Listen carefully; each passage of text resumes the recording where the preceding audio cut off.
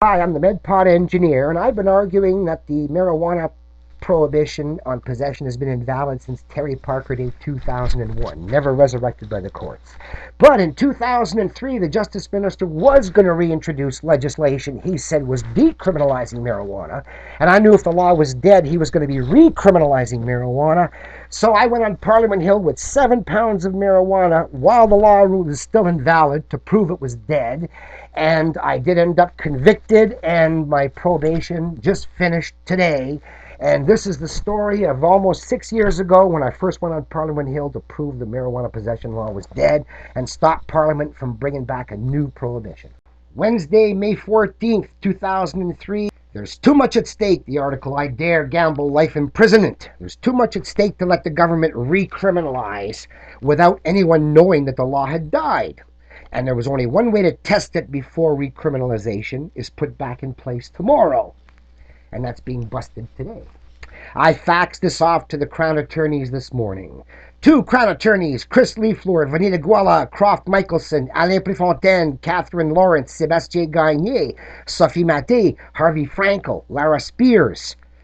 Dear Counsel for the Canadian Government, I have sought since August 1st, 2001, to have declared in force and effect the ruling of invalidity of the prohibition of marijuana by the Ontario Court of Appeal in Parker 2000. 2 Ontario Superior Court judges and many provincial judges in Ontario, Nova Scotia, New Brunswick have since come to the conclusion that the government's response failed to comply with the court's ruling, the MMAR. The law is unconstitutional. The law has always been unconstitutional since 1923. All people prosecuted under this unconstitutional law must be freed, pardoned, and have their convictions expunged. Everyone has to start with a clean slate, even if the government succeeds in recriminalizing marijuana. But the courts have accepted that cannabis has saved Terry Parker and Mary Lynn Chamney from epileptic seizures. My affidavit contains the statistics of 3,600 yearly epileptic deaths in Canada at 10 per day, or 720,000 worldwide at 2,000 a day. Legalization of cannabis would save them. Any prohibition impediment kills. With over 10,000 needless epileptic deaths since the Ontario Court of Appeal suspended its declaration of invalidity for 1 year and permitted the Government of Canada to continue violating their right to life by prohibitionary impediments to access for an extra year, Terence Parker, exempted from that violation of life that continued for all other Canadian epileptics, that genocide has now gone on for 3 years. That's long enough. Ending the UN prohibitions would save 2 million worldwide. Suspending remedy on the right to life was a fatally flawed decision that certainly qualifies as a pretty spectacular loss of life that could have been saved. All you counsels for the Attorney General know my argument that the failure of government to comply with the court's ruling for the new legislation means the invalidity of the prohibition of cannabis in CDSA took effect on August 1st, 2001, has been vindicated by many provincial court judges who have now so ruled that prohibition died on Terry Parker Day, August 1st, 2001. You also know that nowhere in the Parker decision is any 30-gram limit alluded to. Access to 30 grams for Parker is no secure supply. With the political masters trying to resurrect prohibition by calling recriminalization a decriminalization, someone must dare to expose that the killer law is dead, that the funeral for it is almost over, and that no one's going to bring it back to life, the genocide of denying herbal medicine to the sick, without someone who will dare to go all the way to oppose. Someone must dare. I dare. It helps that it's my engineering duty to do so. Later this afternoon, I will pick up my store of 7 pounds of marijuana and take it to Parliament Hill to openly smoke a joint as MPs enter and dare the government to prosecute me under a now dead law. And you can see the picture behind me there, or here, of me smoking my doobie in front of the Peace Tower, and then the next picture over of me being arrested. Then I will be leaving a pound at the door of Parliament for their inspection, leaving a second pound at the Prime Minister's office. It could help them quit alcohol. Then I'll go to the Supreme Court of Canada on Wellington Street and drop off a third pound. Then across the street to drop off a fourth pound at the Attorney General's office. Then I'll be going down Elgin Street to the Ontario Provincial Courthouse to drop off a fifth pound. Then off to the Elgin to the Ottawa Police Station where I'll drop off my sixth pound. Of course, if I get off Parliament Hill. You are counsel who should know best the law and true situation, no matter what you're paid to argue. But you also have a commitment to the citizen, me, to advise the attorneys general correctly. I don't mind being charged and getting this before a judge. Right now, quickly, before recriminalization. But I will mind not being released on my own recognizance after being charged. Err in daring to deprive me of my liberty based on this invalidated law, and you'll become part of an infamous et al. That I will be chasing through the bar associations, courts of justice, and internet courts of public opinion for the rest of your professional careers. Not if you be wrong in just charging me and getting the issue settled quickly.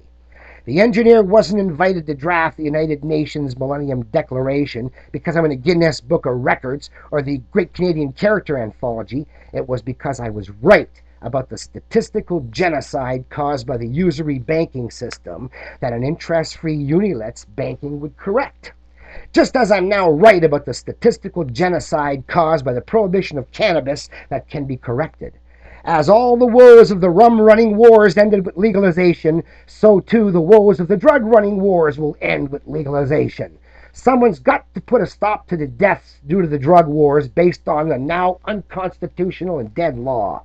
Someone must dare to gamble on an issue of genocide. I will dare gamble that I'm right. Do not dare gamble the engineer is wrong. Have someone fresh with high school math help you out. Of course, the gambler could be bluffing, so don't bust me until I open the bag. John, the engineer, and the only way you can help other people is to contact your nearest CTV, CBC, Global, CanWest, National Post, Globe and Mail, and ask them what happened, because, odds are, I won't be in a position to give you a report tonight. So, I get busted, but I got out. And on my own recognizance, and I wrote the next message May 15th in The Belly of the Beast. What happened?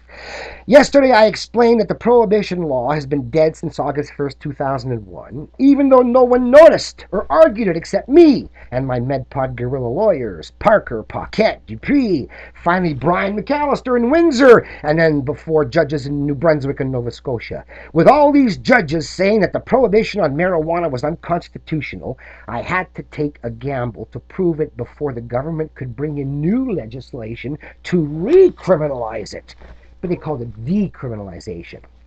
Of course, we've all been waiting on the decision of Justice Rogan on the Crown's appeal of the McAllister win in Windsor.